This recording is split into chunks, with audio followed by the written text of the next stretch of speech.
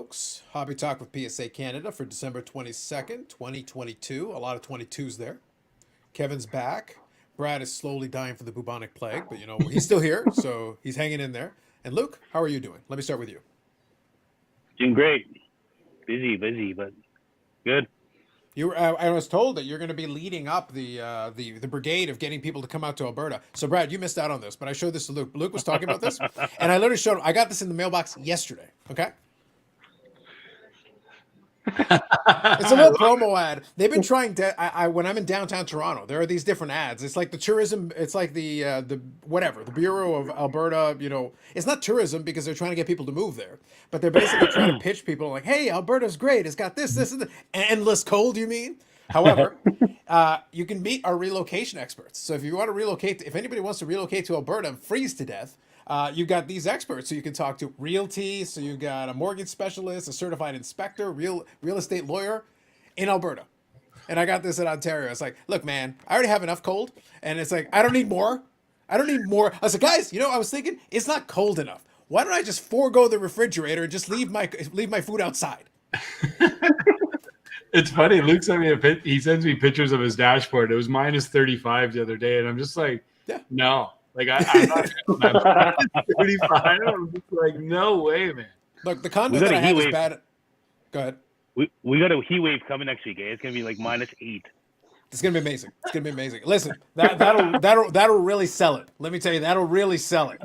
But the best part is it's become a running joke on my YouTube channel is that this condo, I have to install a heat pump, and I've put the money aside, but honestly I'm just cheap and lazy most of the time. Like, I haven't bothered with it. But what happens is in my living room it gets very cold. Because in past winter, my record right now in the living room, I think it was last year, the year before.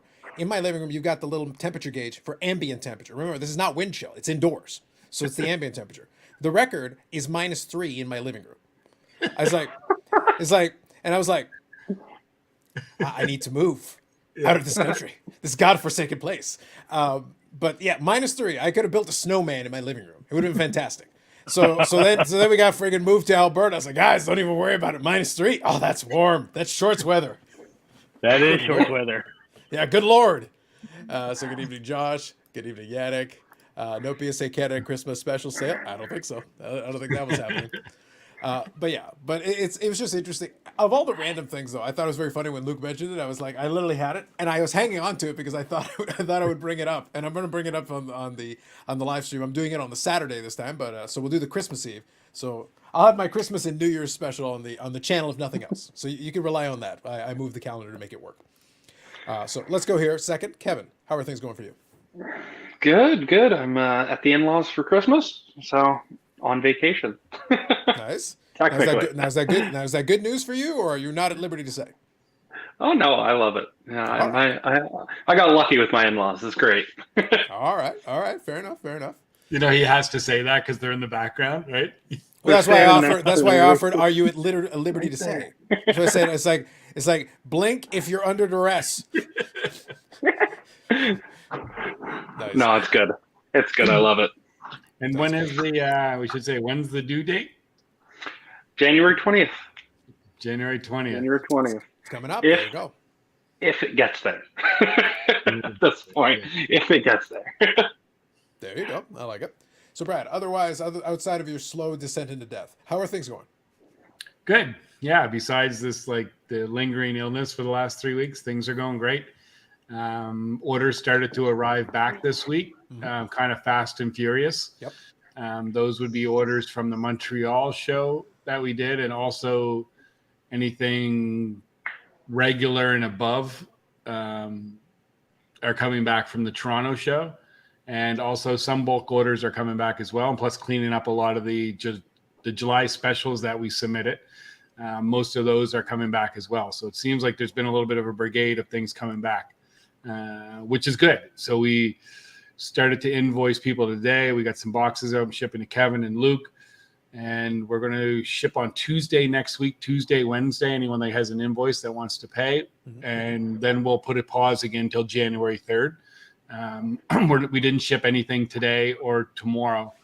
We're not going to ship to let it sit over the holidays. It's not worthwhile. So Yeah, so that will be business on that front. And then we dropped all the local cards off today, which was great. Ones that we had come back, probably 20 or 30 people, which is always fun. So I think that's good. Get a couple of the comments here. So David G, good evening. Dave here, good evening. But it's a dry cold, I've heard. I hear about this dry cold. It's not quite like dry heat. Dry heat I can deal with. Dry heat I like. But dry cold, not so much. That's why I said, like, look, if I can do the snowman in the living room, that's fine and all. That's dandy and all. But but I'm not going to do it where I just forego the refrigerator just by physically being there. It's like that's a no-go. That's a straight no-go for me. Vacation or work, yep. Jeff here, good evening. Adriano, happy holidays. Happy holidays to you as well. So this one is talking about the World Juniors. I don't watch any of it, but Brad, I assume you'll be all over this one. yeah, no, it's you can see the buzz in the city now. So the first game is the Canada plays all their games here in Halifax, the 26th, 28th, 29th, and then 31st. And then it will go into the quarter, semis, and finals. So that's pretty exciting. But you're starting to see the buzz around the city now. I do say this. I was talking last night with Summer and Sherry when we went out for supper, and my greatest sporting event that I've ever been to in my life, and I've been fortunate to do a lot of things from Super Bowls to World Series, etc. The greatest sporting event I've ever been to was 2003, Friday night, New Year's Eve, Canada versus US, where Canada won 3-2 here in Halifax. And our rink holds just over 10,000 people, but it was the loudest, passionatest fans I've ever seen. It was the greatest experience I've ever been to. So hopefully this year we can resonate some of that experience again, because it was unforgettable. Jordan Tutu defined himself as one of the most exciting hockey players ever in 2003. It was just amazing to watch. So there you go. All right, sounds good old Jordan Tutu. Hey man, it had a great name. It worked out. I remember there was a round there where he was getting collected pretty heavy. Some people were really into getting his cards. It was kind of fun. So here, this was a good comment. I like this one. So here's Eric showing us that the American education system leads to bad math. Now, feel bad for him, but at the same time, you can also feel good that knowing that despite his deficiencies in math, he is a generous man. He has once again offered to sponsor the like button tonight. So everybody who hits the like button tonight, I send Eric a bill. And the bill is money that he would have otherwise used for education that clearly was wasted on him. So I want you to think about that. Clearly the education didn't help, but his money will. It spends just fine here. Hit the like button and we make him pay. Just reminding you, like button is there. Received a July special months ago. There you go. How come no Black Friday PSA Canada special? Well, that's an easy. I can answer that one. If PSA didn't drop the price for Black Friday either. It's like, could you? Sure. Do you want to take a loss for no reason? Why not? No. It's one of those things. PSA doesn't adjust their pricing for that either. Neither does SGC or any of the other guys. They're not too worried about the Black Friday side of things. Happy holidays. Happy holidays, Bobby. Canada plays tomorrow, Rod. Good evening. Robert here. Merry Christmas, everyone. Merry Christmas to you, Robert. Brad, I was at that game. Yep, was the best live goal ever. There you go. How come attendance at hockey games at the Metro Center looks like 1950s Canada? Not much diversity. Do you have much diversity there? Yeah, absolutely. You know what? I don't know.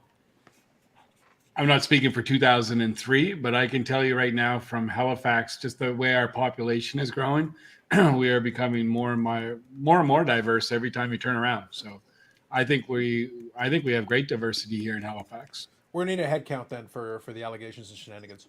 Yeah, absolutely. I agree. I'll see if I can do a scan. Absolutely. Doug here. Good evening. Absolutely.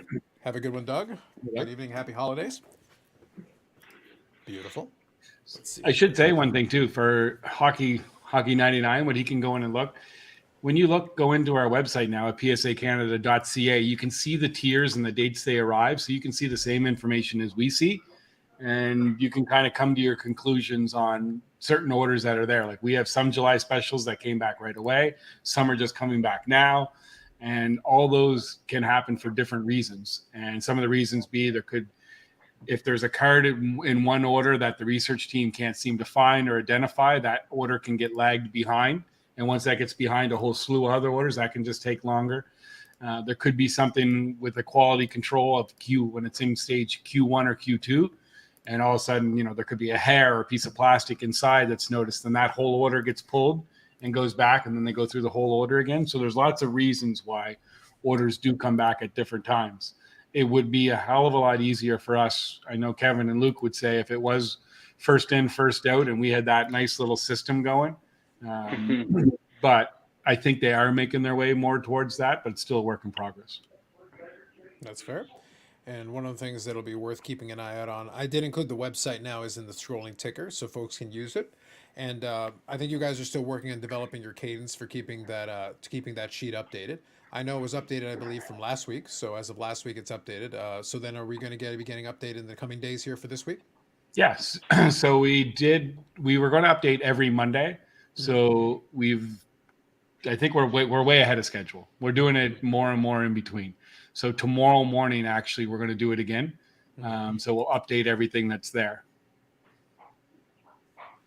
No, I think that's fair. Let's take a look here. Yeah, so Josh is basically asking that question. So I think as long as we get it by the end of the week here, we'll get to see where our status is. I know a couple of mine last week moved forward, so a couple of steps, so that's good. And we're definitely seeing some, so I'll expect to see some more progress on that. I'll be curious to see as well. So I think that'll be good. A lot of movement for sure. I've been noticing that, like not specifically from the quarters because the sheet hadn't been updated, but from what I'm seeing, from hearing from other folks, there seems to be a lot of movement right now, which is good. That means people are getting their stuff back, and then we'll be interested to see kind of how that ends up looking like. That's a good thing. Yeah. Hockey 99 is having post-traumatic from the card ladder. We got research. We love research teams. Whether you use it properly or not is a different issue entirely. That's a different conversation. I can have that on a Friday/Saturday conversation a little bit about that one, but I'll leave it be for now. So Nico here. Merry Christmas to all in the chat and the stream. Merry Christmas to you as well, Nico, and happy holidays to everybody else as well. Thank you for that. So I think as we're winding down, I know you guys, Luke mentioned, I think when we were chatting just beforehand, that things are still kind of busy. Things are still rolling along. And he's submitting some cards and stuff. So Luke, for you, I'm just curious. You're the hardest working man in card business here right now, so you keep things moving along pretty much consistently. But do you expect there to be any kind of a slowdown here as we actually cross into the holiday, at least briefly, even for a couple of days before it picks up again? Or what is your experience usually like? Usually this time is usually slow, right? So I mean, I think between the Christmas and New Year's, usually the slower time. People are spending with family, and they're not really interested in the hobby and things like that. But I mean, for me, I just got to catch up, right? So a lot of time for me to catch up, so which is good. So yeah, I think that's fair. I'm usually it's one of those things because family lives nearby. The trip over is very short for me. So usually, for a lot of it is business as usual, aside from that fact that work is quiet. So for me, that makes it easy. And I still kind of scan my eBay scans and do my usual thing. I actually didn't realize this, and maybe other folks didn't. I'll share this with everybody since maybe some other folks are not aware. I didn't realize that they had added the feature for auto pay on eBay for buy it now and best offers. I had heard rumors to that effect, but I hadn't actually seen it in practice. I actually had one that I made an offer a couple hours ago tonight. And in that offer, it actually showed me my information. It showed me the credit card that I would normally use or the payment option. It gave me a drop down to choose options and the address. And I could do a drop down and select the address and everything when I made the offer. So when the person accepted the offer, instead of coming back and just sending me an email saying, offer accepted, please pay, it went straight to your order is completed, auto pay, which actually is kind of cool. For me, it streamlined the process because I was comfortable with that offer. I made the offer. So if you accept the offer, I'm good to pay it. So I was okay with it. And obviously for the seller, it's good because they get paid almost immediately as soon as they say yes. So I thought that was a good thing. Any thoughts on that? Have you seen any of that, Kevin? Any thoughts on that? I mean, I sold something on eBay. Remember that? Yeah, last time I was on, the guy came back and he bought it. But yeah, it was a big card on eBay actually. It was sold for 23,500 plus shipping.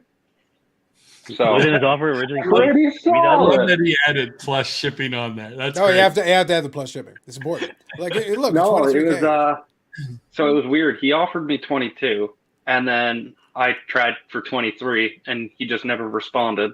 So I was kicking myself. And then like a week later, he offered 23 and a half, and I didn't even think about it. I was like, I don't know why, but I just accepted it, and I made sure his account was vetted, and obviously had eBay make sure, and he was like a 15,000 feedback person, so I wasn't super concerned. Yeah, but obviously shipping that, and I was a little bit worried. So he actually hasn't been home to receive it, so I'm a little worried still. But what can you do? Well, But no, that's the one hang up with selling on eBay. That's the one hang up. I yeah, always worry about it until it's official there. Like it bugs me. I get worried about it, even in smaller stuff. Like I just want the yeah, deal done. I don't like the fact that it's like until it's done, it's in their hand and it's done. It's not done as far yeah. as I'm concerned. Well, that was me. I was calling my buddy at eBay and I was like, what is going to happen? What is going on? He's like, dude, just chill. It's already there. You're fine. Don't stress. Like, and I was like full panic mode earlier, but now it's good. I'm not going to stress about it. But Well, eBay wise, it's, I don't know about Brad's. My eBay's slowly picking up. I'm posting more though. So mhm. that's probably why.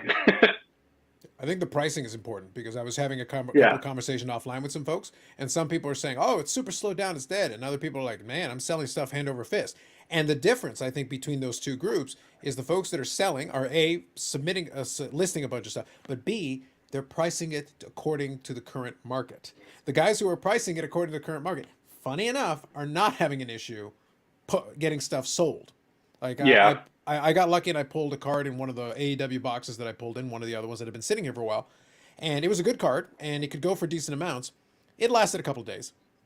And I got an offer that I was happy with, boom, sold. It didn't just sit there for week after week, month after month, but I priced it competitively to what they had been selling. So I Yeah. left room because to me it was like, Well, great, I'll take it. Awesome. in the TCG side, like a lot of stuff right now is going to China. They just started getting like Chinese written Pokemon essentially. Mm-hmm. So they've been buying up everything. Like I was importing stuff from Japan and my seller said he had 10,000 boxes and within like 4 hours he had sold 8,000 of them to people in China. Mm. And he's like, I've never seen it that way before. And they're just buying up everything. And I'm noticing a lot of the bigger cards on the TCG side are getting, a lot of my buddies are telling me that they're selling to China as well. So I don't know if they're getting more into it or if they're looking like speculative market kind of stuff, but it's definitely interesting to hear it on a larger scale. My sale was to a guy in Texas, but Mm-hmm. What we needed was more cheese, but we need so maybe we'll get you the next time we get you on. We need an update on the cheese stringmon futures because definitely I'm very concerned about that market. Like that's something I I'm monitoring extremely closely. 100%, 1,000%. Yeah, it's like that, to me that's the most critical thing. Nothing else really matters. The only thing that matters is where cheese stringmon go. As it goes, so does Pokemon. So real quick Yeah. here, let's take a look here. Hoggy 99 is saying cards are so cheap right now. Do you see a time when PSA fees will drop even more? According to their announcement for 2023, no. But according to Carlos, yes.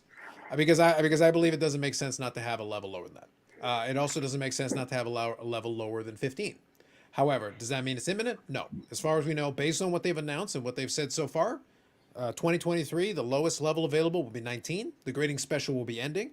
However, does that mean another grading special doesn't come? I can't tell you that because I don't believe that will be true. I believe there will be something else, either a grading special or an announcement of some kind. When it happens, ask Nat Turner. I got nothing. So I'll leave it. Do you want to add anything to that, Brad, or is that reasonable? Like that's open ended. Like we don't know, but I believe it will happen. I just don't know when. Yep, so do I. I think so. I think there's going to be more and more. I think the baseline will be set with the new pricing, and then I think there'll be either monthly or quarterly specials that will be ran depending on what service levels based upon their grading capabilities. And I think you'll see things move on that front more often. So I don't know what the specials will be, but I think they'll put those out again, if it's monthly or quarterly, whatever it's going to be. So Mm-hmm. I think that's fair. I do have a question for you, Kevin. So this is actually from a couple of weeks ago, but it's an old comment, but I'll touch on it. Did you see, there was a Troy here who had a Pokemon Thunderstorm gift box factory sealed. Any Yes. idea what company could guarantee it like BBCE? So that was the question. So it'd be for the box. I actually don't know. BBCE would be the only one that I could think of because And right now, I don't think they touch Pokemon. Well, actually, they might touch the boxes. Now Steve Hart learned his lesson from the cases. Stay away from the cases. it's tough to tell. Previously, like if this was a year and a half ago or 2 years ago, I would assume it would be fine because no one on Earth would be resealing a Thunderstorm gift box. But since it has older packs, and with everything that's gone on, it's possible, and especially since the cellophane didn't have any like WotC Wizards of the Coast marking or anything like that, it hypothetically could easily be resealed. Like that's totally common. Do I think it would be based on what's in it? Probably not, because I think it's three packs, and they're like a couple $100 packs. It's the value in it is actually being sealed. So I doubt it would be, but I don't think there's anyone other than BBCE that would do it. Yeah, I think to be honest, we've talked about it before on the other channel. Is that it's not exactly a space that a lot of people want to get into. Authenticating unopened is actually not an exact science at all. There's a lot of things that can go wrong, and all you're really doing is just looking for red flags. That's the authentication process. You're looking for things that suggest to you it's no good. You'll never be able to definitively say, "Oh yeah, for sure it's good." No, the only thing you can say is there seems to be a creative crease here. This seems a little bit off. Yeah. This is inconsistent with the norm of this type of product, and that's Yeah. all you can do. And don't sign off on it definitively if you're not sure. Like a lot of the big sellers, even like PWCC and stuff now, they're cracking the boxes before they sell them, because resealing Pokemon is just A, it's not super hard, and B, it's super common. So they have to guarantee that the boxes are real, and once they verify it, they slap a couple stickers on it and sell it as a sealed box still. And I don't know how much it fluctuates the price. Obviously, it's going to be less than if it was a perfectly pristine WotC box, but it seems like the premium is still there. We'll see how it goes long term, but for now, I think that's fair. So real quick, I'll grab a couple of comments here. So Dave is saying, Hope tells the seller you've already arranged payment. So this is in reference to that auto pay thing. So because it is auto pay, it gives the seller the information that the payment has gone through, because it literally had my credit card address. In this case, since I have eBay set up with a credit card in addition to PayPal and stuff, I can actually choose which option. And it also let me choose which address. I've got multiple addresses loaded in there depending on the seller, where the seller's located. So I've got a Canadian address and an American address, depending on what makes the most sense for me. I actually had a drop down. I could have chosen a different address or a different payment option. And obviously it puts it through the same way it normally does, and it lets the seller know the same information. So here, this one's for you, Kevin. Where do you see the grading market in the first quarter of 2023? Boldly predicted, based on pricing structure we don't know for sure. Go ahead. I mean, it's hard to say. I mean, Pokemon's been pretty consistent. I've been getting a bunch of cards through Brad, mostly Pokemon. So from the TCG side, I think grading's still pretty solid. I mean, like I previously said, Pokemon's a weird beast where you can grade a card and it can get a 9 and you can still recuperate the full cost of the grading, like 99% of the time. So people who are doing it as an investment, it doesn't really matter to them. I still have customers sending me a couple hundred cards every month, because at the end of the day, they don't care. They'll throw them on Whatnot, they'll throw them on eBay, and they'll make their money. So it's pretty consistent. Pokemon wise, it's switching to a new, I don't even know, like a new sector. So it's the Sword and Shield block is done, and they're moving into the new video game Scarlet and Violet. So whenever that happens, there's kind of a transition period. They're bringing back some older art stuff. So it could be good, could suck. It's hard to say.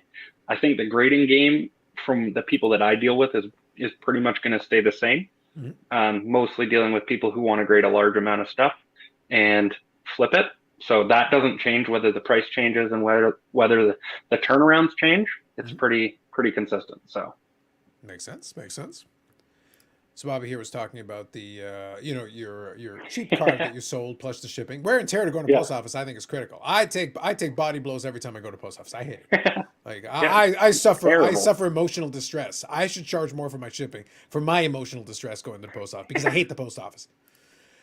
Scotty Barnes PSA slabs, not junk slabs. Too soon to say. You got something on Scotty Barnes, Brad? I got nothing. No, too soon. But I say too soon to say. Yeah. So this one here, I don't think we have any metrics on this, other than if you check out GemRate on Instagram. GemRate actually does a really good job breaking down what PSA is submitting by category. So I would say check out GemRate on Instagram.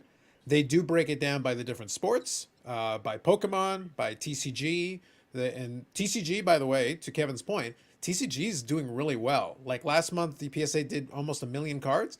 400,000 and change of them were TCG. Like that's really strong, a really strong mark. And right now, out of the main players, because they also do CSG. They also do SGC. They also do Beckett. And they capture their information to the best of their ability on that. And they break it down also by category. Right now, PSA has a very strong hold. SGC, for whatever reason, surprisingly, just isn't a player in the TCG market right now, relative to the other guys.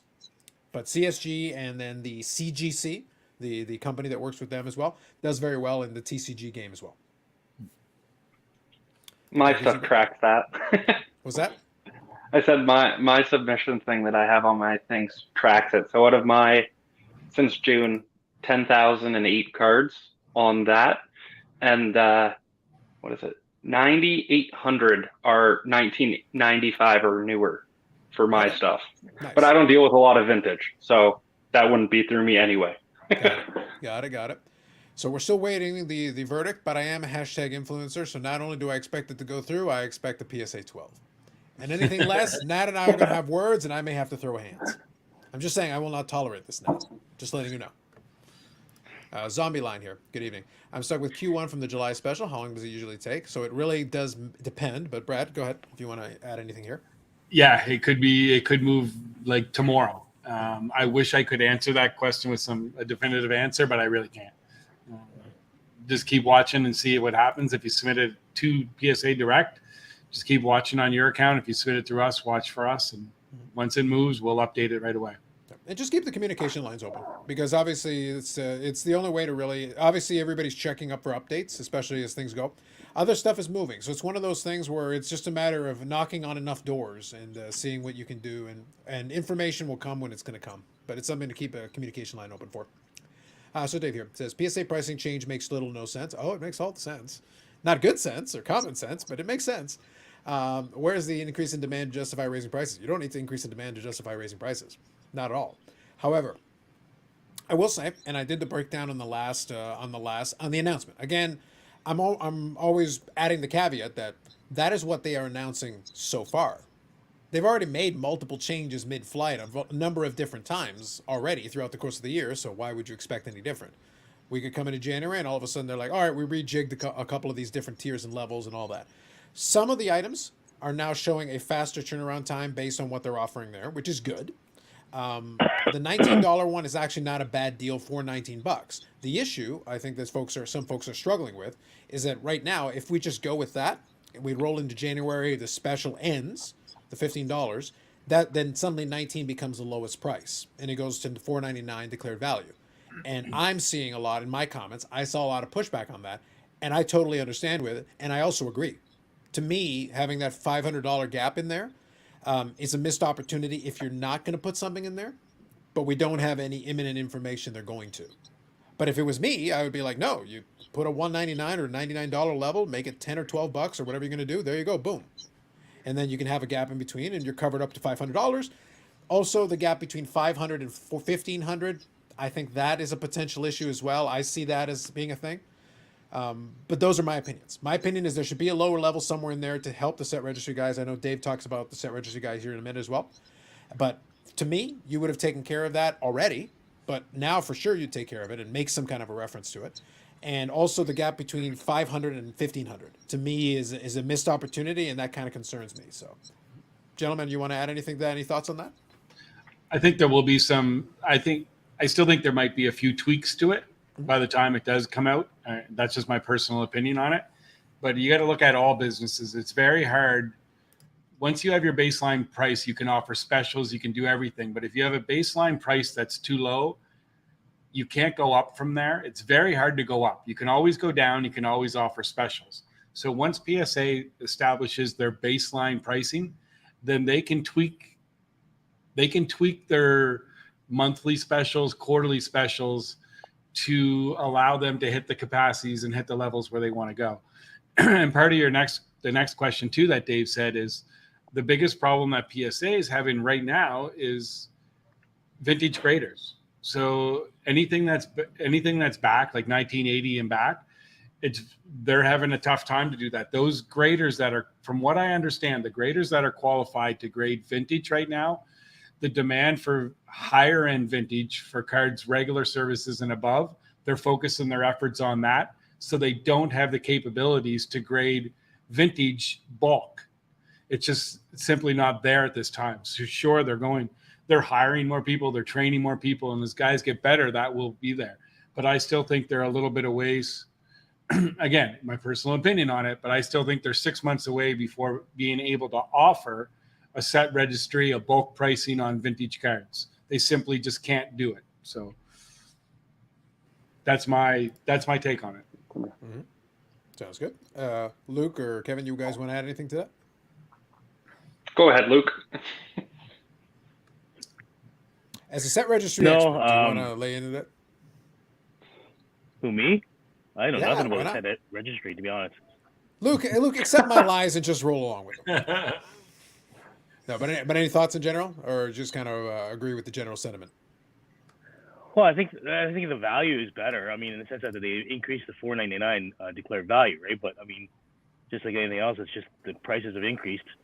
Look at the head of lettuce; it's like $10, right? So I don't know. Well, what's funny roll with the is punches, when I right? broke down. What's funny though is when I broke it down is if you actually look, it wasn't an increase across the board, because if you actually looked, the problem is they have 3 $4.99 levels, which I think made it kind of complicated. Now the thing is, there is a better deal in there. And I actually broke it down. Like, if any of you guys, several of you follow my channel, I actually broke down that there is actually a couple of improvements in terms of faster turnaround time, and it actually is cheaper on some of. But everybody looks at the low and they look at the high. So, but they kind of ignore the middle. There's a couple of in the middle where if you're about just shy of $500, there's a couple of ones that would actually be cheaper for you now versus what it would have been just before. And the problem that people are looking at is, well, $19 is the lowest one. That isn't low enough for me. And I understand. I agree. I agree with that sentiment. But also, some of the folks that complain the loudest about it are also the ones who, it could be $5 and you complain it wasn't 4. You're not sending in anything anyway. And at that point, PSA doesn't actually want your business. Now, there is business at that 10-ish level to me for set registry. But if it's a matter of just not having enough graders, well, that's a problem. Mm-hmm. So, and I'd agree with that. I would definitely agree with that. I mean, on the TCG side, if it goes to $10, I'd have 5,000 cards by January 7th.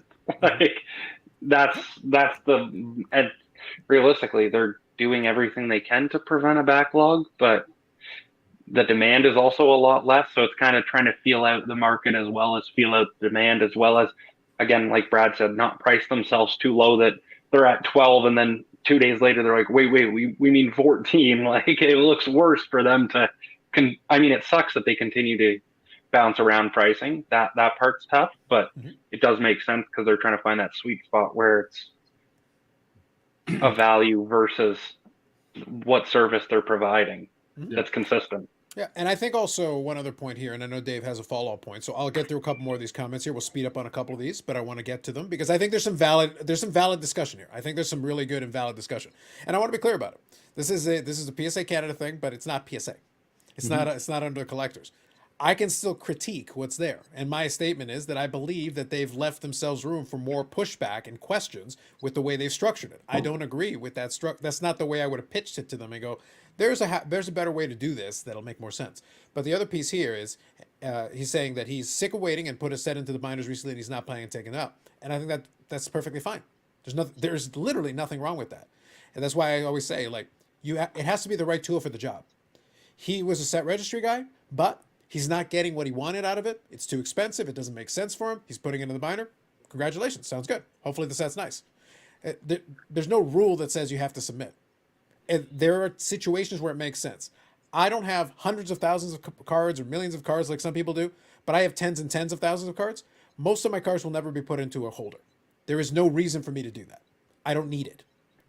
But I've still got probably a couple of hundred cards that over the course of time I would put in a holder because it makes sense for those. But for the rest, it does not make sense. So you have to kind of pick and choose and understand. If you're in that situation, put it in the binder. I've got vintage sets in the binder. They look great. But I've also got vintage cards and vintage sets that are graded. So there's a place for both. So it just depends on what you're trying to accomplish as a collector. Really important thing. I want to see grading fees stabilized with the only change in prices because of inflation. I don't think you're going to get that. I think you're going to get a lot of moving around from all the above. There have already been so many pricing changes, even in the last calendar year. I would expect that volatility to continue as they keep trying to find that sweet spot, engaging demand constantly.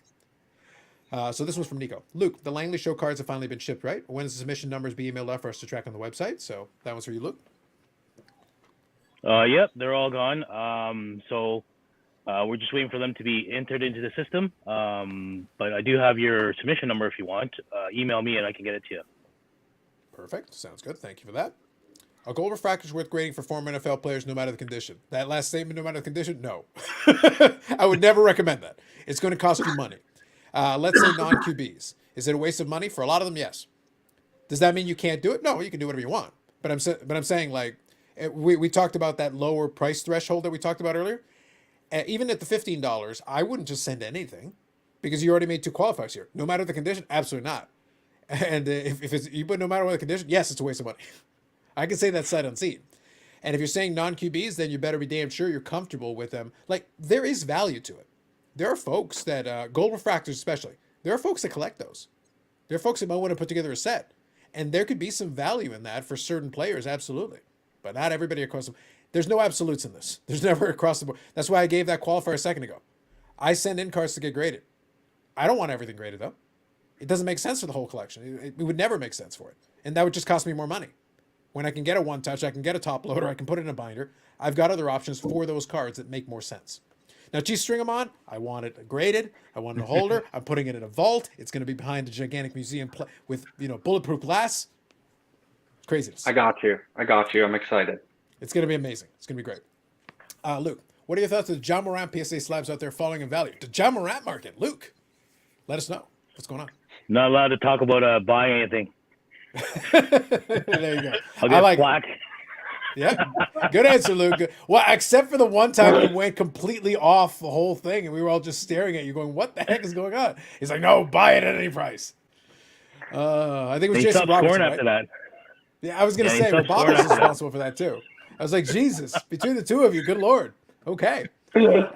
Yeah, we had peaked at that point. That was the end. That was like a sell. Prices are still lower than March 2021. What would cause PSA to get backlogged again, or was it incumbents in the old regime that caused the backlog? It was my opinion is that it was an unwillingness to stop the flow early enough because they have more capacity today than they had back then. Now, that isn't to say they can handle unlimited cards. That is not true. But the things were going so crazy, they were moving so quickly. They had the one day where they got 600,000 cards. Even if you have 100,000 card per day capacity, which is currently higher than their current, that's still 6 days. That's immediately a 5-day backlog in one day, automatically. And looking at more realistic, they've done like 60,000 in a day now. So 600,000 cards in one day would be 10 days. So immediately a 9-day backlog. It isn't to say they can't do it. And we're already seeing in the examples we gave with the set registry or whatever, not every grader is created equal. Not every grader can grade every card. So it means even if they have the capacity to do it, a lot of it is modern. A lot of the graders are handling modern stuff. So if you send them 2022 cards, they'll blow through it and like send you back your stuff right away. You send them 1957 tops commons, it might sit in a box for a little while as the graders are getting through them. It might be a little bit slower comparatively, even though like, oh, but 57 tops commons, why is that a big deal? It's not about it being a big deal. There's not enough bodies on the floor to actually grade that for you. Mm-hmm. No, that's it, 100%. And I think that's one of the things too. When you see, I've talked about this many times over the last couple of years, and there was a time where I was very frustrated as well. Like when we had all these orders sitting there and they weren't coming back, but nobody could have anticipated, including anyone at PSA, could have anticipated what was going to happen in that six to 8 month period. And they just weren't prepared for it. Nobody, like no business could have been. I don't care what business, if you're in sports cards, if you were in a plumbing business and all of a sudden everyone decided to build a brand new house and redo their bathrooms all at once, and you just could, there's nothing you could do. It was impossible. When that many cards show up and you shut down the United States postal system and boxes are just coming in, the only thing they could have done is what they did do and just shut her down. So and again, based upon what their capabilities are now and the systems they have in place, that's why they're tweaking the pricing. That's why they open up. That's why they put out a special to see what could happen.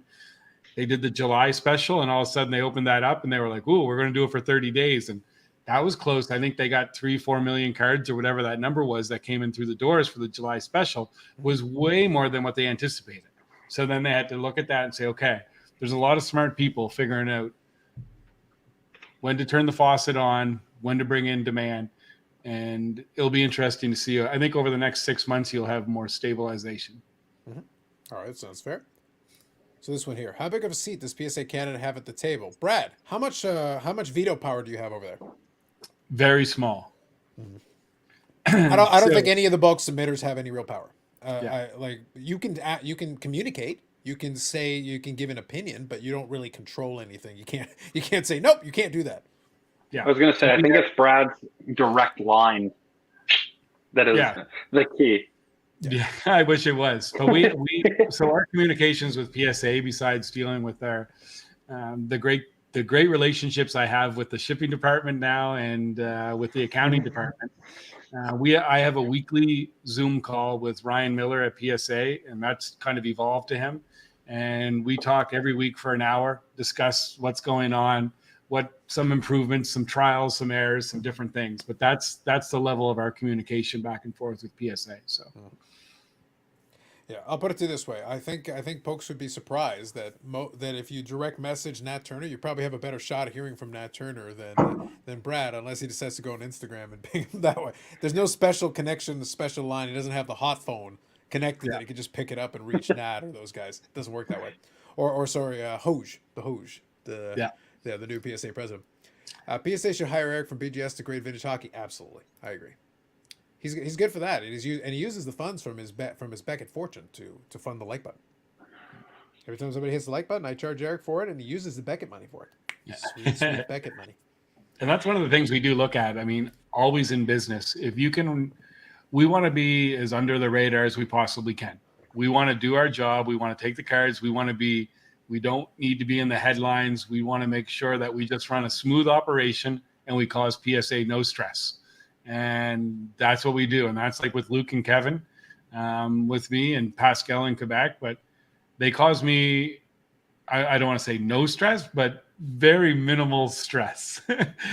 But we work together, and it's all part of that thing. So the less that I can, if PSA Canada can always be an assistance to PSA whenever they ask us to be, then we will.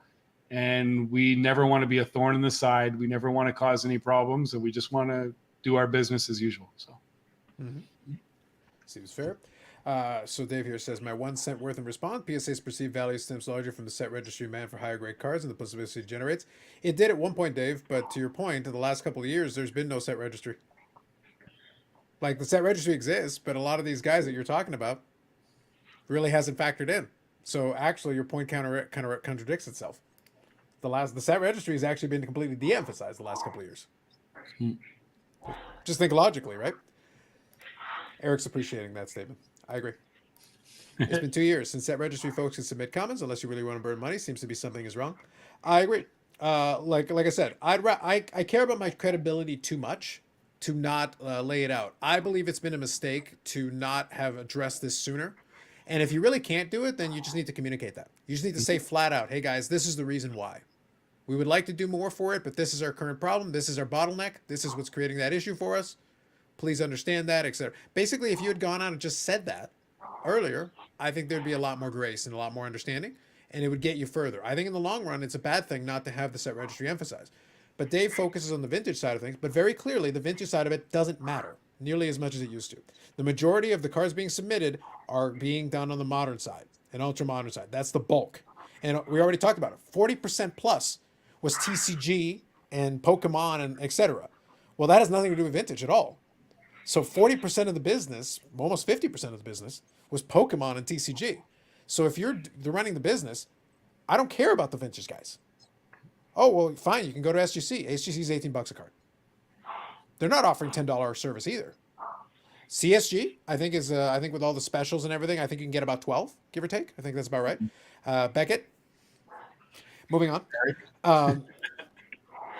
Dustin's channel is throwing shade at PSA, must grind the gears of PSA Canada. Brad's a big fan of Dustin. Now, in fairness, I'm gonna give you a little bit of insight. I'm on a Discord where I make fun of Dustin constantly about this. He's sponsored by SGC.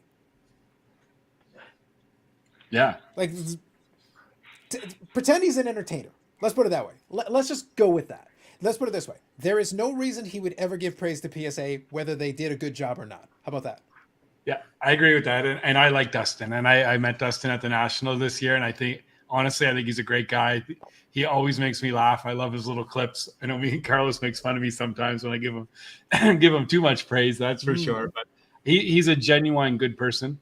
And yeah, he's sponsored by SGC. And why would he? But he did say this week he is preparing some cards to send to PSA. So he can throw a little bit of shade here and there. But at the end of the day, like a smart guy, he's going to send some cards to PSA because he wants to maximize the monetary return on his investment. I'll have to add Dustin from Dustin. I'll add it to my rules of my channel. It's like Sports Card Dad lies. The attention works well in favor of the channels.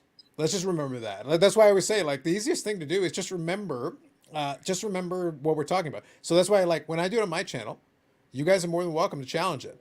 That's why I don't spend all my time praising PSA. It's like, it makes no, number one, they're not perfect. We talked about tonight several things that I don't agree with. Like, I just don't agree. And I think it's short-sighted if it turns out to be the case. And I will monitor it and respond on it accordingly. But at the same time, we can still give praise to the other third-party graders when they deserve it. That's why I outlined to you some of the other examples. Except for Beckett, we'll usually make fun of them just because it's fun. But outside of that, we'll give them their credit where it's due. We'll give them their points where they deserve them. But none of them are perfect. And right now, like I said, when I was talking to Dave's point, for the vintage guys, right now, if you're submitting low-end vintage cards, guess what? You don't have an option. Your option is to put it in a binder. If you want it for under, 12 or 15 bucks right now, you have zero options. Zero. And if you don't need that and you just put it in the binder, it makes more sense, right? Like right now, that just might make the most sense for you. And again, it isn't necessary. I think in the long term, it will hurt PSA not to continue to cultivate the PSA set registry. I do think it has been very good for them business-wise over the years. But I think people can submit other cards. And right now, honestly, there's more money in the other categories. So they could completely lose the vintage guys. But guess what? If they got a 52 Topps Mantle, they'll still send it to PSA if they want to max out the dollars. They'll still do it. So they'll make more money on that than 100 of your 71 Topps comments. Mm-hmm. It's just math. And we'll get into that topic on another one. When you see those, why would you send a high-end card to another grading company right now if you're looking to sell it? Yeah, absolutely. It's a whole topic we can get into. It's regardless about who you like or personally. That doesn't make any difference whatsoever. If SGC was going to get me the most money for my 52 Topps Mantle and I was going to send it to grade, then that's what I would use. Yeah. And I wanted to sell it. If I wanted to keep it, obviously it could be a different story, but that's what you're going to do. Mm-hmm. That's right. So I don't need any card grade, just commenting the perspective folks who cultivate PSA colors, Seville abandoned. So that's why I wanted to address that. So I did. Nova Grower here said, good evening. Big Brad, hope you're feeling better. And thank you for the Tallboy top loaders. So good stuff. Thank you. So Rod, a couple of different things did shift around. Check out PSA social medias. You'll see the chart and everything. It's a little bit complicated just to run down in one shot, but there's a lot of movement around on it. The max value tiers and the pricing, a little bit of moving around in that structure. Honestly, what I should check out, because I'm Carlos, 3-4 videos ago, Carlos did a little analysis of it and he did a great job. Yeah, I went line by line and checked the whole thing, and I showed it on the whole chart, so you guys can check it out. And I literally talk. I also give some of the plus and minuses and some of my comments on where I think it makes sense. Good evening, Bobbles. Hey, Luke, I submitted back to you in October from Regina, Saskatchewan. Just wondering if I could email you my submission number. So that's for Joel. So I think. Joel, you can. Email me or text me because both your cards are back already, eh? So maybe we don't have the right email address. Nice. Sounds good. But the invoice should be out to you. Casey here, late night viewing. Merry Christmas to all. Merry Christmas to you as well. Absolutely. Who's more stressful, Kevin or Luke? I don't know. We'll have to talk about it. Depends on the fate of that cheese stringamon. I can put in a good word for you, Kevin. We'll see. But we got things that get taken care of here. Listen, once they make a card for you, for cheese stringamon, I will grade it and send it to you. I will drop it off to you. There you go, as you should. We'll have to talk about it. Look, I'll do an unveiling thing. We'll do a whole thing. Don't even worry about it. We'll make it happen. So PSA would get more submissions if they make videos bashing Sports Card Fest. I really don't think they would. I don't think it would make one difference whatsoever. It might get you like 10 submissions. And I like Jeff as well, eh? Right, Carlos? See? What's that? I like Jeff as well. Here's the thing. It's not even about liking or disliking Jeff. I just don't think people, and this is just my general commentary in the hobby, and it's something that I've observed over a lot of time. There are people that are going to hate everything some people do no matter what it is. Good, bad, or indifferent.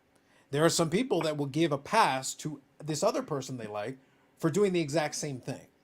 I see that inconsistency constantly. I look at it and I go like, and it's not even a judgment call on it. It's like, guys, I've seen it so many times, and I watch it and it's like, you're complaining about this person doing this, but this other person's been doing that. That's why we talked about the Dustin thing.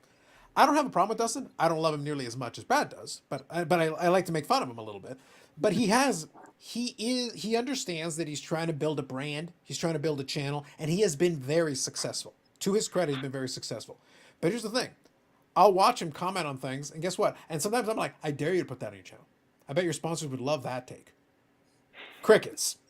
Then at the same time, when bashing PSA is easy views, and people talk about it like, and I've shown it over and over again, and I've been transparent about it. I made the video outlining those different comments and everything. The video did pretty well for me. Obviously, right now things are quieter compared to where they were. But 6 months ago, if I'd done that video, it gets 500 to 1,000 views, and I'm not the biggest channel, but it would do very well for me. As it is, it still did 300 or 400 views. Very good, solid. I did another video right after talking about a strictly collector topic, half the amount of views. As people talk about collecting and everything, guess what? More people will watch that. And then I did the other grading one. I forget which other one it was. I did a different grading one as well, and that one did more than the average amount of views. Or what? It's like, but I don't care about that. I don't care about the third-party graders. I care about collecting. Every time I make a video of collecting stuff, less people watch it. So the proof in the pudding says the exact opposite. More people care about that. You go to Bench Clear Media. What was their best, highest performing video? PSA asked me to sign an NDA, and a bunch of people were able to get videos off of that, and all of those performed very well. Why? Because it's a great target and it's a great thing. If SGC did the same thing, you could actually do well in the videos. It would do less because less people care about what SGC is doing. By the way, just point of order, again, the same way we give credit, SGC has had people sign NDAs before. I know this for a fact. It's not publicized because if you sign the NDA, you're not publicizing it. But I know for a fact they have done that as well. Now, that isn't across the board. They've been very good about taking care of people, but they also do not guarantee that they will take care of people if there's an issue because in their terms of service, it isn't there.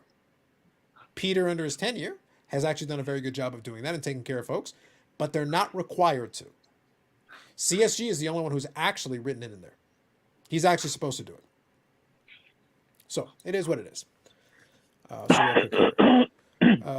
Let's see. Many companies pulling out of sponsoring Team Canada. There's room for PSA Canada to sponsor Team Canada. You want to sponsor Team Canada? Nope. We'll stay clear of that one. Yep. Bobble says not sponsored. Yep. I agree with your comment about the relative size vintage, but when companies forget their roots, they often that is often when they start to decline. Completely fair, Dave. But right now, the majority of business is elsewhere. Mm-hmm. So in reality, they've expanded. So abandoning the vintage guys got them more money, more business. But what if the price is right? SGC to the moon until they run into too much capacity, and then suddenly they have a backlog and it wrecks the whole thing. Mm-hmm. That already happened. So right now they're very comfortable at the level they're at because right now they can turn the cards around right away. It's very quick. But if suddenly they were dropped 50,000 cards tomorrow, that's about 10 days of their ability. So all of a sudden they have a 10-day backlog out of nowhere. And it's like, wait, I was used to getting it like immediately. What happened? Well, our capacity is X, and then you guys gave us 10X in a day, and now we can't do it.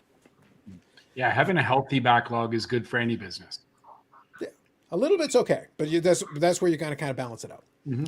I find selling raw is easier than selling PSA 9s. A raw card can make people feel like there's always a chance at a 10. Yeah, in a lot of instances, that is true. There's an element to that.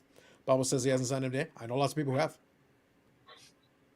They won't say it publicly because they signed an NDA. Awesome. I had a feeling they might have been close to done. I'll send you an email so you can figure out the status. Happy holidays. Absolutely. They used to have a guarantee. That's true. Good. SGC did used to have a guarantee. Any uptick in baseball card submissions with the big signings? What about Trevor Bauer's submission after the announcement of suspension? That literally happened like 4 seconds ago. I know. Like, yeah, sure. It's gone up 150% from 1 card to 2.5 cards. To 3, sorry. Well, 1.5. Actually, but 1.5 cards, yeah. Easier to store cards that aren't graded? Yes.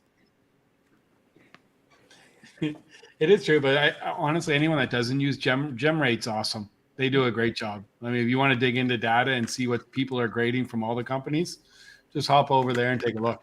It's pretty exciting. I did like that Hockey 99 though cited Trevor Bauer. I'm like, ooh, I can get all my mediocre pitcher cards graded now. Trevor Bauer, by the way, sucked until like about 2 years there, and then he got himself in trouble. He actually wasn't that good. He's never been that good. He had a cup of coffee where he's okay. I can put about 300 cards in the top load in an old wax box. But Dave, if you don't collect at all, you don't have to use any space at all. Yeah. See, the problem is you're thinking in 1D. I'm on 4D chess right now. 4D. I get Dave's point, but it's one of those things where it's like, that's not a good argument. I've never said that anybody has to get cards graded, but the idea is, oh, it takes up less space. Cool, man. You know what takes up even less space? Don't collect. Then you've got an empty spot. Ha! I beat you. And it costs even less. Take that. You don't have to pay for holders or cards. Luke, beat that math. You know what's good? Have you, like, right now, if you look at all the boxes actually now, like, you can buy nice, like, 400 count boxes that fit top loaders, standing vertical, semi-rigids. Like, they're coming out with some really good things. So however you do collect or like to store your cards, there's ones that have soft sleeves now, card semi-rigids. There's a whole bunch of new ones that have come out in the last couple of months, which are super cool. Yeah. Well, that's the thing. Like, as the different holders became more popular, it became incentivized. You have to do it. So it's like, we'll have to see. Let me see here. Evening, gentlemen. Need to return 3 of 11 cards for merch for mechanical error corrections for most recent PSA order. All right, sounds fair. There is a fair bit of those, and you can see why that happens. And that is one thing that we do offer with PSA Canada. We'll ship those back to you. If you submit a card through us and there is an error on it, just reach out to us and we'll send it back to you free of charge and then mail it back to you free of charge as well. I know with Korean Cardboard, it's hard for international customers because even for us, PSA can't provide you a label to ship it back and then ship it to you. You have to do it on your own. So we offer that. We just kind of bury it in, and we're happy to correct that. But there has been quite a few. I think I sent with the volume of cards that we have been coming back, probably 20 or 25 in the last box. So let's see here. If people sign an NDA, aren't they in violation for creating videos about the issue? They would be. Why would you sign an NDA? Because you just want your money. So, like, speaking of the individuals that I know have signed an NDA, they never posted anything about it because they signed an NDA. I'm not sure how to clarify this. And the reason they signed the NDA, they're like, okay, the amount is just acceptable to me. I will sign that. Like, for them, it was just like, I just want my money back, man. As long as I got my money back, man, I don't care. But I must tell the people. They must know. No, they didn't care. They were like, no, just give me my money. We're fine. It's cool. It's funny when you first said that, Carlos, when we first talked about the NDA thing back 2 months ago. And I was like, in my lifetime, I have signed literally 100, maybe 200 NDAs in my life for different businesses, different things are for sale.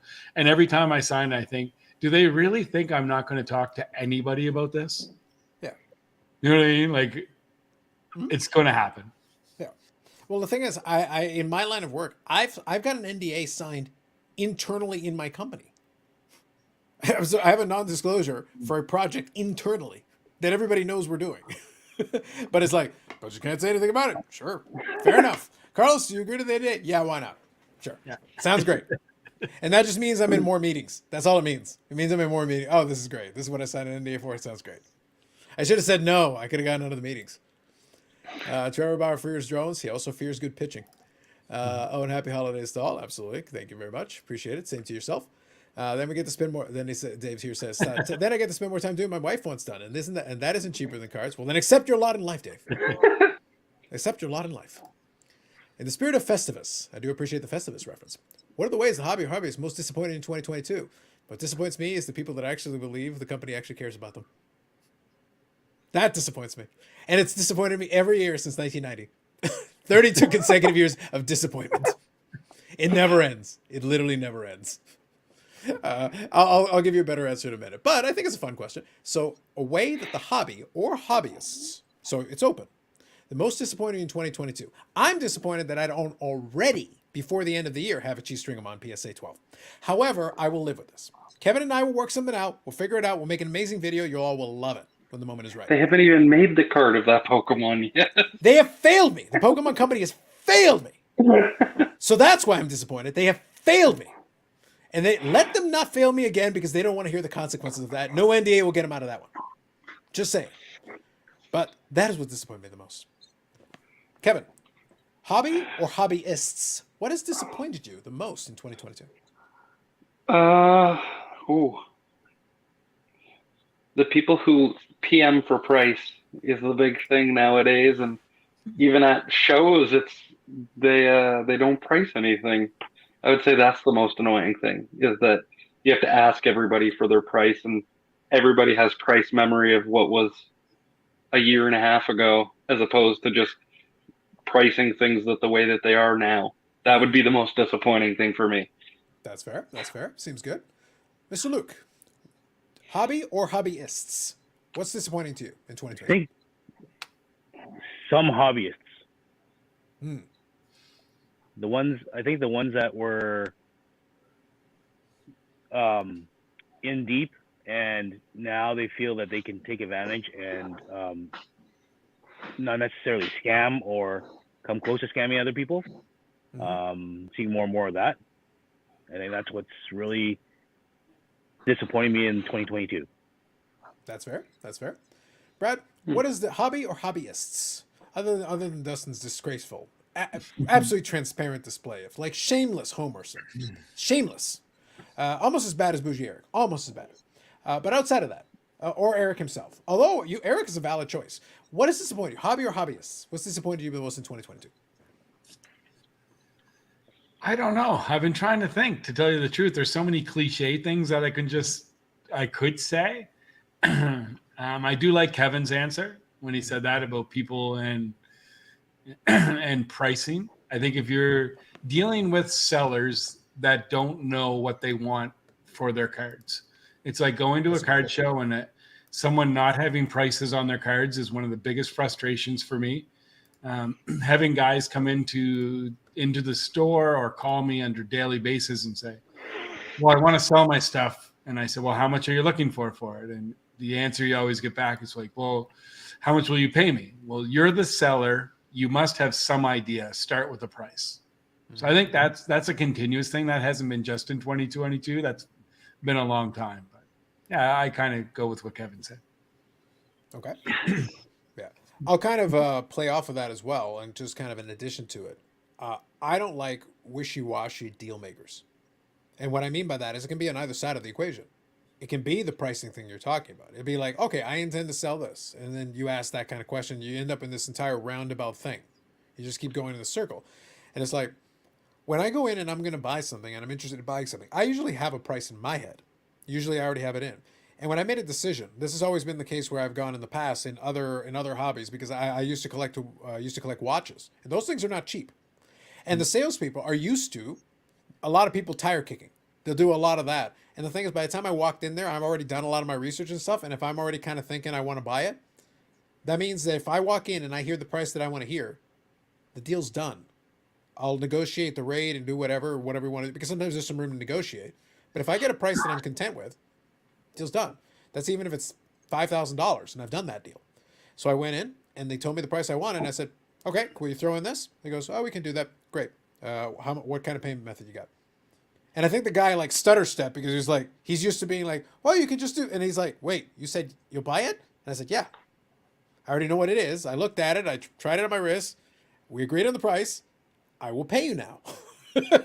But go to a card show and try and see how often a transaction actually goes on a $5 card. Mm-hmm. It doesn't matter. Like it's this dumbest thing I've ever seen. And I'm sitting there like, just, do you want it or not? If you don't, that's cool. But then why have we wasted this much time on this? Just get it over with. Yeah.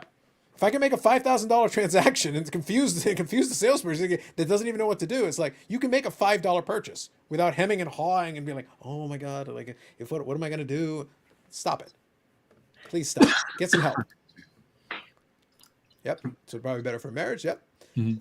How does the NDA work if you submit through a bulk submitter? Then I don't think it would. I don't think you'd be the one hit with it at that point, because I think if there was ever an issue, let's put it this way.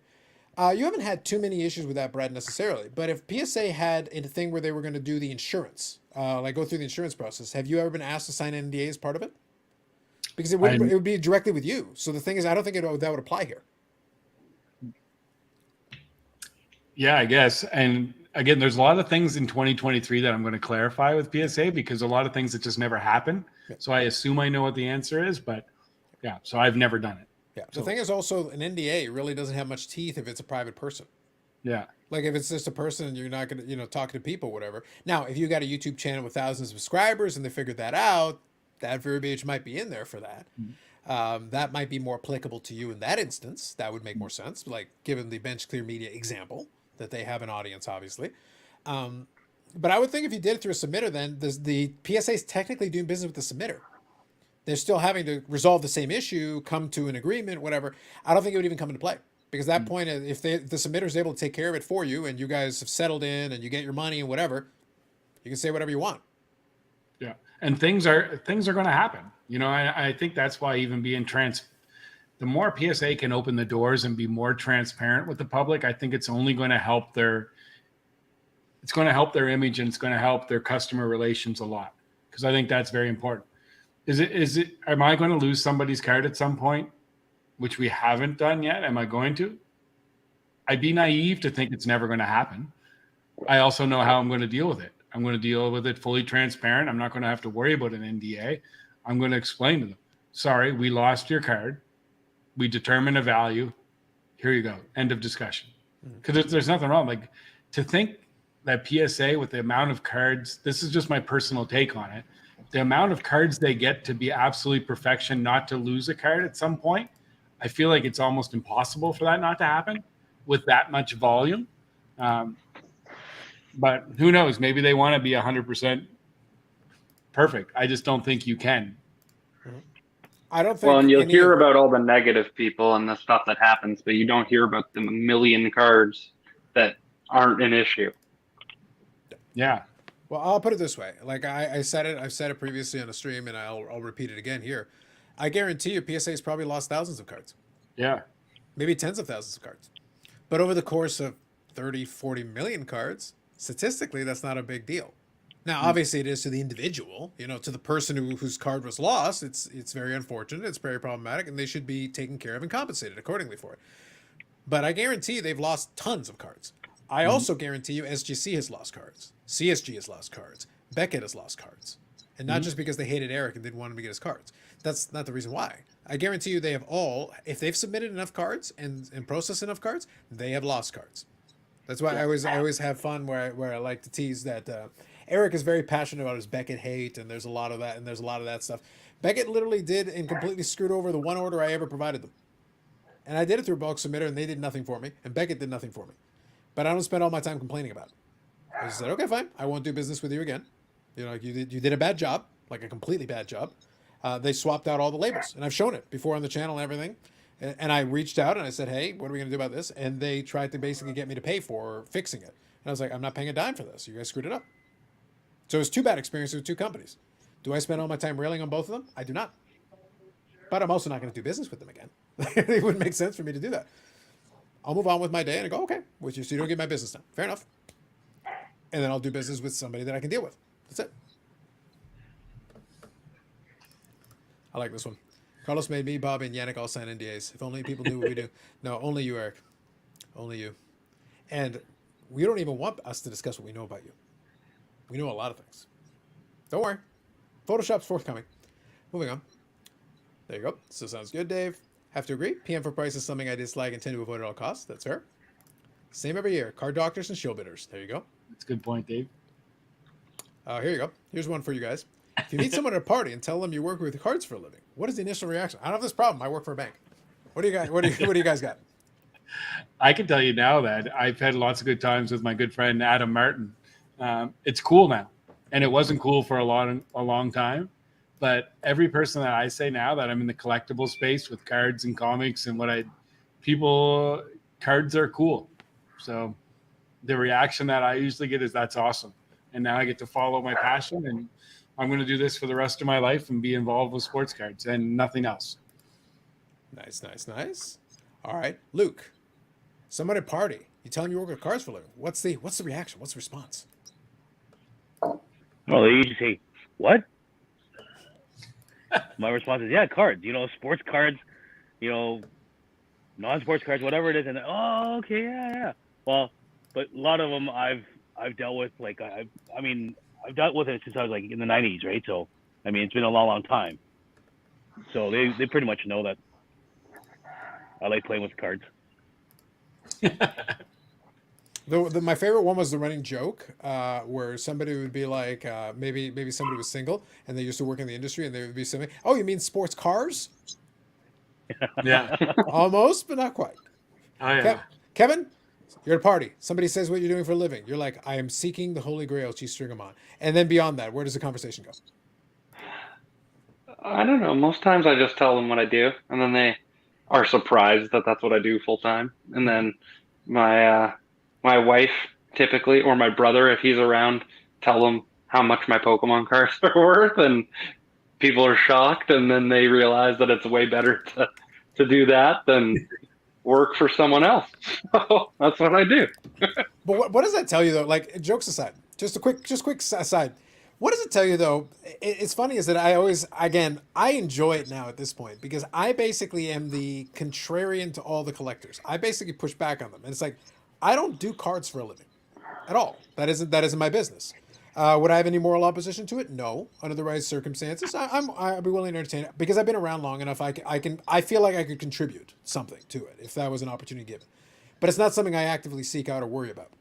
But at the same time, what does it say though in Kevin's example though, that the way you have to respond to it is by saying, "Oh, but look at how much money there's in it," and then people are like, "Oh, well, now I accept it. Now it's fine." It's like, dude, Yeah. most jobs are pretty boring. They're pretty straightforward. Like, at the end of the day, it's the same thing as when I talk to folks about the professional wrestling thing. They're like, it's like, guys, it's a TV show. It's a televised stage show. You don't worry about it when somebody says, "Oh man, I watch ER," or "Oh man, I watch reruns of this," or whatever. It's like, they're not real doctors, right? Yeah, we know. It's not even a question. It's not even a debate or brought up. But you have to kind of add all that stuff in. It's like, "Oh, you work in cars." It's like, yeah. It's like, I was like, clearly I'm making a living at it. That's why I'm doing it for a living. Yeah. Well, they're always just shocked because before I went full time into cards, like I had a pretty big boy adult job that I wore dress clothes to every single day. And I just kind of walked away from that to do this. You And could be in a 3-piece suit in the store. Like, do you have any idea? Like, you could elevate it. You could be sitting could. there. You could be sitting there having tea at tea time and going like, "Y'all, this is how we roll around here." I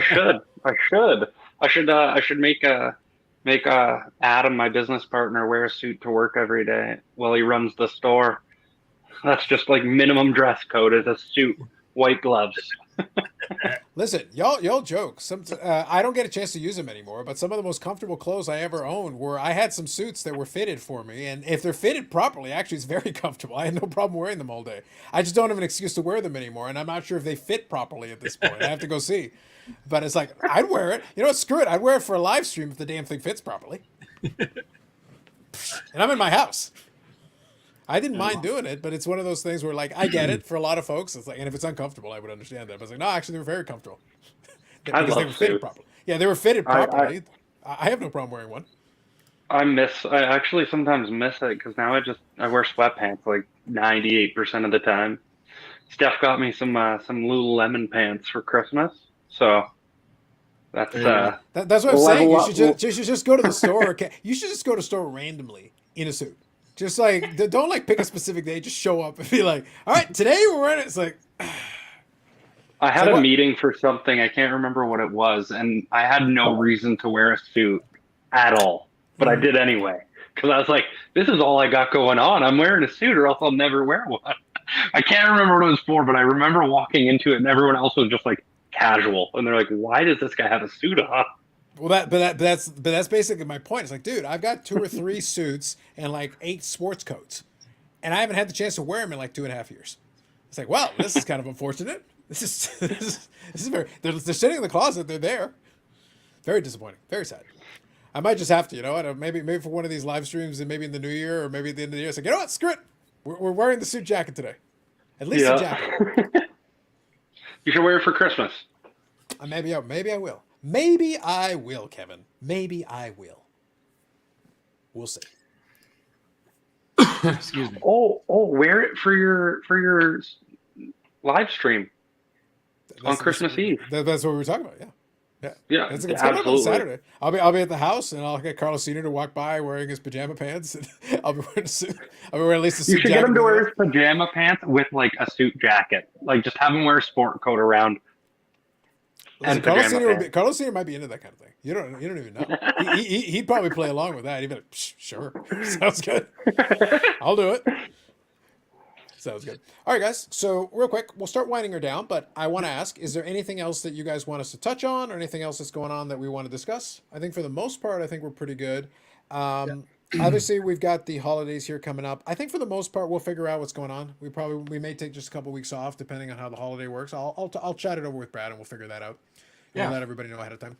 We'll definitely be back for January 5th. We'll see I won't be available for the 29th because there's a Canada game. So perfect. Okay, so then we'll push it over to the January one. So we'll finalize that, and I'll create the placeholder similar to the way that I did this time. So I think that worked out. Yep, and we're going to. Brad, are you going to the games? Sorry to interrupt. Are you going to the games? I got tickets that I was going to send Summer and Sherry to go to each of the games. So we'll see. And I've got a few other people that I might be handing the tickets off to. But I'll definitely be at a game or two for sure. So, yeah, no, it's awesome. One thing I do want to say is we will have updated pricing at some point next week after we talk more with the team. What we're going to do for PSA Canada based upon – I'm just kind of thinking there might be a couple tweaks from PSA, so I don't want to go too hard on it. But the other thing is if anyone does want to submit, we will accept submissions next week in between Christmas and New Year's. So if you want to get them in at the rates that there is now that we offer, feel free to ship on Tuesday or Wednesday, and we will pick them up. So I think that's everything. And I want to say thanks to everybody. Obviously everyone that's on the panel tonight and all the customers, and I hope everyone has amazing, fantastic, happy holidays. Absolutely. Ditto to what he said. Wow. That was moving. I brought single tear to my glass eye. It was amazing. So we'll leave this one. We'll leave this one for the new year. We'll touch on that one. It'll be good for the first New Year one. We'll come back to it. I'm sure you'll ask it again. So just ask it again in the new year. We'll come back to it. Luke, give people the season's greetings. Give them your blessing for a blissful 2023 and wonderful things. Yes, thanks for all the business all year, and it's been a great ride, and hope to continue and grow it next year. Happy holidays to everybody, and eat lots of turkey and stuffing. Nice. Well played by you.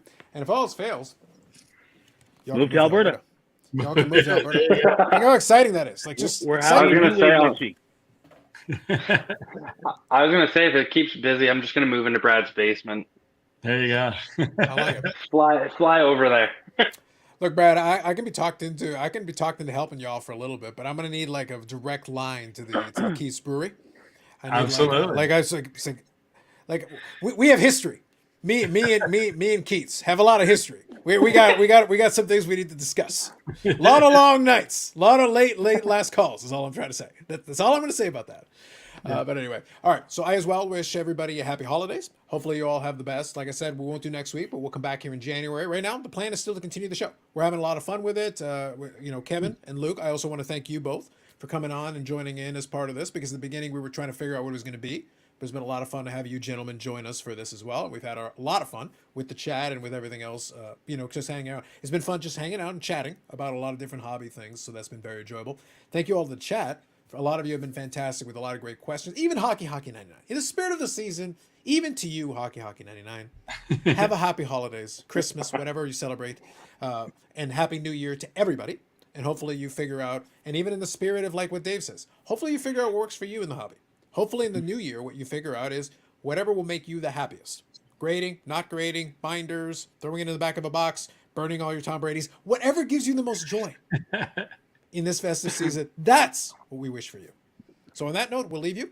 Have yourself a great, prosperous Christmas and Happy New Year.